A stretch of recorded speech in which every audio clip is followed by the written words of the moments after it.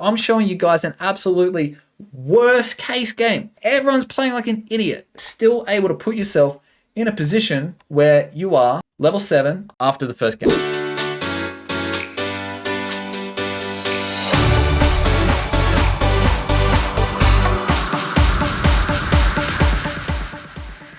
So I really wanted to make a video explaining like how you can just use a little bit more complex rotation in your jungle and some awareness to get a lot of value out of your games.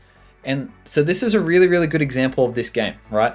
So we take one buff, we're in a position where I can see that so I'm just gonna pause here, right? We're up against a Comfey and a Pikachu, so it's essentially 3v1 in this lane, right? We've got a Crustle, an Eevee, and we're up against like Pikachu and Comfey, right? So we're essentially 1, 2, and 3 all teaming up to try and kill one person, right? Because like the Comfey's a ring around him.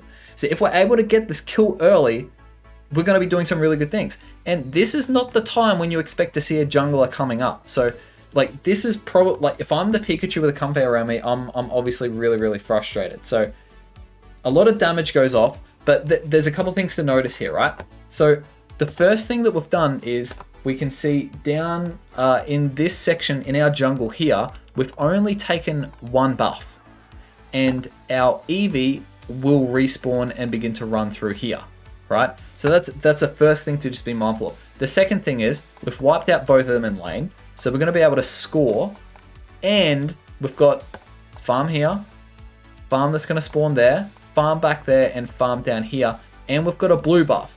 So we've still got a lot of farm on our map, and we've gotten a lot of value. They've killed one Eevee, and we've got 2 of them, so we've emptied out the lane. I'm just going to keep playing this. We've emptied out the lane, and we're going to get the score experience. Okay, so unfortunately, you know, like here we are, it's like we've got that experience, and the Talonflame comes in. Talonflame does amazing, by the way. He's trying to pick me off because he understands, like, if I go, there's a lot of damage. The Crustle takes like 8 years to recognize that there's a jungler there, so that's super unfortunate. If we killed him, we're absolutely steamrolling, by the way. And we're in a position where we've still got level 5 by this first objective. There's still some farm here for us to be able to mow up. And you can see like this is absolute worst case. Like our team is not playing well whatsoever. And I'm going to replay this just to show. But your presence, just your presence in this lane playing as well as you can. Like look, we're able to kill the jungler. We're able to kill the Pikachu again. Like we're pushing the Comfey way back and getting a score of 27. We're level 7 with 1 buff, right? Pause. We're level 7 after the first gank with 1 buff, okay? And our team is playing like idiots. So let's just recap a couple of things here, right? Level 7, 1 buff, idiot teammates. This like doesn't happen very often. So let's have a look at what's happened here, right? We've got 1 buff, and our teammate, Lommy Yummy, is walking this way. Instead of just attacking him, getting kills, taking farm, taking farm, taking farm, taking farm, taking farm. He's just walking away, completely oblivious, letting his jungler die, okay? But we're better than that. You're better than that because you've got the good macro skill and you understand how to get the most out of hiding in bushes and with your good rotation, okay? 1 buff here. There's another buff, and this one's been for us. There's another blue buff here. Now, you can see, unfortunately, our bottom lane loses a 2v2. And all they have to do is just sit on the pad, mow up this if they really, really want it, and then they'd be in a good position. So these guys have lost bottom. Now this Eevee, if you notice here, is able to take this bit of farm and evolve. Normally there would be no farm in the middle because you would have taken it all, but you've given your Eevee a little bit of breathing room to come up and be impactful as level 4. And that's exactly what happens here, right? Watch this play out. Crosses being a knucklehead. Now we have an Espeon. The Espeon's going to be able to gank with impact immediately, not like take a bit of farm in lane or like take the back crab in lane or whatever. He's immediate impact. And also look, right? The bees are going to spawn. Look. The bees are going to spawn and these guys are still in our jungle. Now you might say, oh, well, that's the fault of the jungler for not clearing it out. It's like, how about the jungler's given our team grace by leaving some farm there, just in case these guys are just complete knuckleheads and they completely scrub their lane. Now that lane is not as screwed up as it could possibly be because there's like a 1 level deficit versus a 3 level deficit. And you're able to give this lane as much impact as you possibly can. So the end result is you're still level 7 after the first gank, which is incredibly strong. However, like, imagine how good this could have been if our team played properly. If the Crustal had to kill the enemy jungler, right? Like, how good would have this been?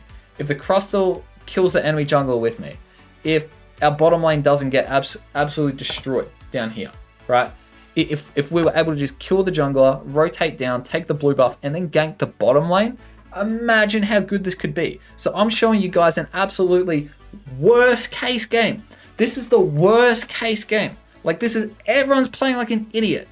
And you've got a counter matchup. The jungler is a Talonflame, you're Raichu. Talonflame beats Raichu early, every single time. Every single time. So it's a counter matchup with idiot teammates, and you're still able to put yourself in a position where you are level 7 after the first game.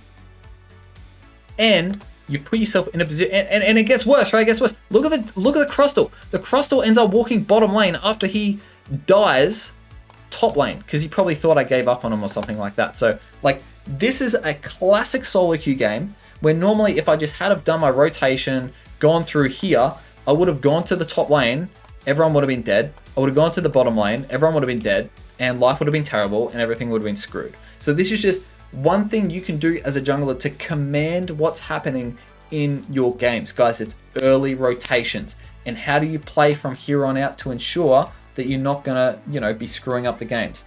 Well, this is where you need to keep an eye on the timer, right? It's like your farm's gonna spawn 1 minute later. So you know that this red buff's gonna be up, but depending on the timer, the blue buff's not gonna be up yet.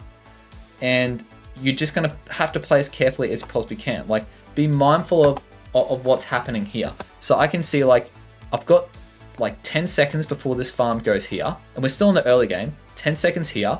I've got 1, 2, 3, 4 of our teammates in this bottom lane.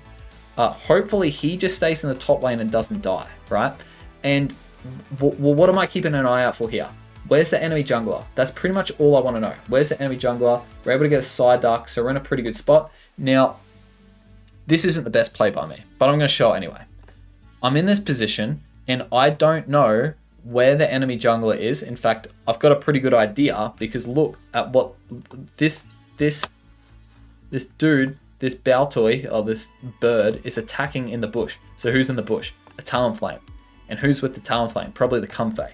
So I'm in a really, really bad spot. However, this guy's able to, the Ivysaurs come up to follow up.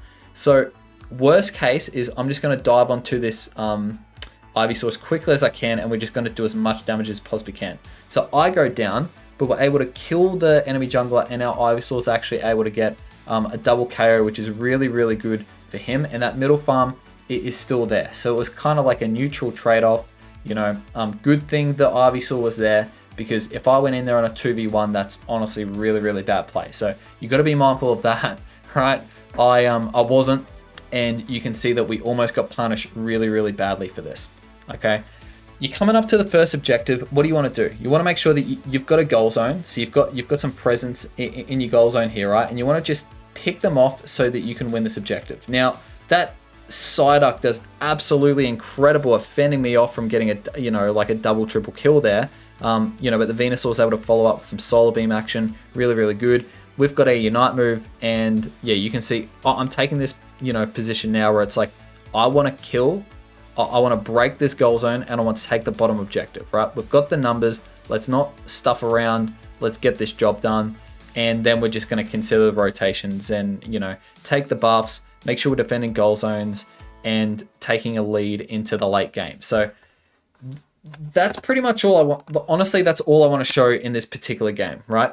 We've got the first 3 minutes. We've got an early lead. How many buffs did I take in total? I think I took 3 buffs in the first 3 minutes, and we're still level 10 by that first objective. Guys, if you enjoyed this video, you got some value out of it, make sure you give it as a like, give us a subscribe, and make sure you click on this next video that's up on the screen and try this strategy in your next game.